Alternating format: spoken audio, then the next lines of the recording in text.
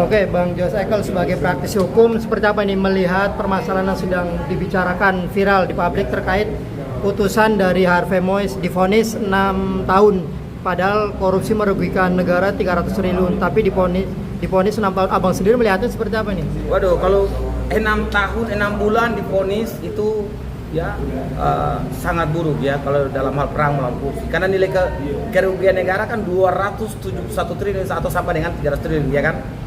Kalau cuma dengan 6 tahun, maka mau dibawa kemana? Ya, perang melawan korupsi itu. Jadi saya rasa bahwa saya tidak sependapat dengan tata cara perang melawan korupsi. Kalau dengan kekuasaan kehakiman kan bersifat mereka tuh. Dalam hal ini putusan pengadilan ya. Tetapi dalam perang melawan korupsi ya jaksa yang kembalikan, mereka kan pengacara negara. Kalau mereka tuntut 12 tahun, lalu ini kan 2/3 ya. Lalu mereka tidak banding, maka ini pertanyaan jaksanya. Ada apa dengan jaksanya gitu ya. Oke, pertimbangan hakim yang melihat rasa sopan menjadi pertimbangan, artinya memberikan hukuman ringan, abang sendiri melihatnya masuk akal nggak? Jadi itu kan yang soal rasa sopan, kemudian punya keluarga, itu kan pertimbangan umum ya kan. Kalau pertimbangan khusus kan terkait dengan pembuktian, kemudian saksi-saksi. Cuma apapun itu, korupsi yang sudah di atas 100 miliar, dalam hal ini sudah kategori sangat besar ya, kerugian negara dampak daripada izin lingkungan ya, dan pengusahaan lingkungan itu sewajarnya menjadi efek jerah ya kan, bahwa hukumnya itu kalau ya artinya kalau 6 tahun 6 bulan lalu negara dirugikan begitu besar, ya bagi saya bahwa kita akan susah melawan perang melawan korupsi ya, perang melawan korupsi, dan ini sudah menjadi kesan buruk kepada pemerintah gitu aja. Bang, ada yang bilang Mahfud MD bahkan menyebut menciderai rasa keadilan. Abang gimana melihat pendapat, setuju? Jadi kalau Pak Mahfud MD menyampaikan rasa keadilan, saya tidak menjawab dari sisi itu. Karena beliau kan pemikir hukum juga. Banyak kasus yang sebelumnya kan pernah vonis juga ringan, jadi juga berat.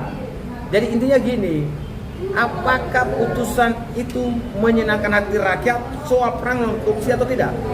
Karena rakyat ini kalau butuh presiden kita yang berani dan tegas melawan korupsi. Ya kan? Ini yang dibutuhkan.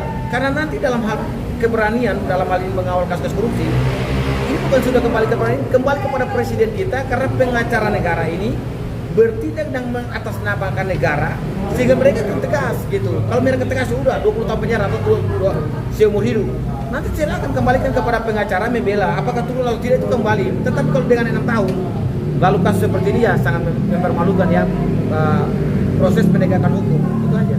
Bang, perlu nggak sih hakimnya mungkin komisi judisial untuk memeriksa atau KPK melihat putus vonis yang janggal seperti ini, Bang? Perlu nggak? Jadi gini, ini kan masih ada tingkatan ya, banding, ada tingkatan kasasi ya kan.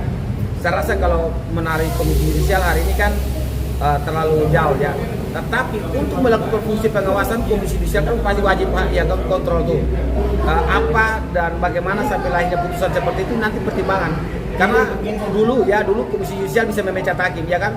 Sampai pada saat judicial review, ya peran komisi judisial kan udah berkurang tuh, peran dalam hal mengkontrol hakim. Jadi saya rasa bahwa kita kembalikan aja kepada dalam hal ini kejaksaan dulu, karena proses pemeriksaan masih ada tuh, tingkat banding masih ada kasasi gitu. Bang, menurut abang hukuman yang pantas nih layak tuh berapa, Bang, mengingat kerugian negara sekitar 300 triliun lebih, artinya kan sangat saya besar. Sebagai praktisi hukum yang mendukung perang lawan korupsi, hukuman maksimal terendah itu sebenarnya 20 tahun. Cuma karena tuntutnya 12 tahun ya kalau bisa sama 12 tahun putusannya. Itu aja. Bang, melihat kehidupannya yang hedon bermewah-mewah, perlu nggak sih dimiskinkan? Satu, saya sangat setuju ya, undang-undang perampasan aset itu segeralah disahkan. Satu. Yang kedua, saya dukung kalau ya ganti rugi itu ke depan lebih besar, jangan seperti itu ya. Gitu untuk negara. Dalam hal ini kalau putusannya 6 tahun, ganti ruginya cuma sekian, kerugian negara triliunan rupiah, ini sangat merugikan, gitu aja. Bang, artinya keluarga masih boleh nggak sih, Bang, berhidup mewah-mewah dalam hal suaminya korupsi? Saya ini bingung, beliau bilang hidup mewah tapi ada BPJS juga kan? Nah, iya, kelas 3. Jadi kelas 3 BPJS. Sedangkan tasnya aja dan ya barang-barang yang disita itu kan, waduh, bukan harga 200-300 ribu atau 1-2 juta, itu sudah puluhan juta bahkan miliaran rupiah. Jadi saya rasa bahwa inilah, mari menciptakan kesan buruk ya, jangan menciptakan kesan buruk dalam penegakan hukum buat khusus pengacara negara, dalam hal ini jaksa penuntut umum. Mari tegas ya, berani melakukan menegakkan hukum, berani dalam melakukan tuntutan. Ya kalau memang putusannya turun, ayo banding, itu aja. Abang sendiri ada kritisi khusus nggak kepada hakim yang memvonis Harvey Mois 6 tahun 5 tahun? Jadi kalau kepada hakim kan saya tidak bisa berbagi karena hak dalam hal mengadili yang diatur dalam pasal 183 mereka memiliki keyakinan hati yang paling dalam ya. Mereka melihat dari hati nurani paling dalam. 183 hukum acara pidana. Lalu mereka juga melihat dari 184 itu kan dua alat bukti, ya kan, kemudian pertimbangan sesuai dengan tata cara hukum acara pidana. Cuma dalam kasus ini kan tuntutannya setengah. Kita kembali ke jaksa. Kalau kepada hakimnya, ya saya tidak mau sama dengan teman-temannya, karena saya ini praktisi hukum. Saya masih menjunjung tinggi sifat kemerdekaan daripada para hakim tadi, dalam hal ini kekuasaan kehakiman ya di bawah Mahkamah Agung. Itu sifat merdeka tadi kita tidak boleh intervensi. Terkadang jangan juga hakim juga terpengaruh no viral no justice atau dengan seperti ini. Kalau memang kemandirian hakim dalam memutuskan itu sudah benar, biarlah pengacara di tingkat selanjutnya ya, dalam hal ini baik pengacara negara maupun pengacara Harvey Mois ya dalam langkah-langkah hukum pemeriksaan selanjutnya. Tapi kepada hakim saya no comment gitu. Oke bang, artinya banyak masyarakat yang membandingkan dengan negara luar nih seperti Korea, koruptor dihukum mati, sedangkan di Indonesia dibiarkan aja. Memungkinkan nggak sih kalau hukum di Indonesia bang hukuman mati para koruptor? Jadi kan kasus narkotika kan hukuman mati, ya kan? Sudah ada tuh. Kasus yang lain itu hukuman mati. Cuma dari sisi hukum kita ini belum diatur dengan baik, ya. Masih melihat tentang pertimbangan kemanusiaan. Itu yang membuat penerapan hukuman mati itu ringan.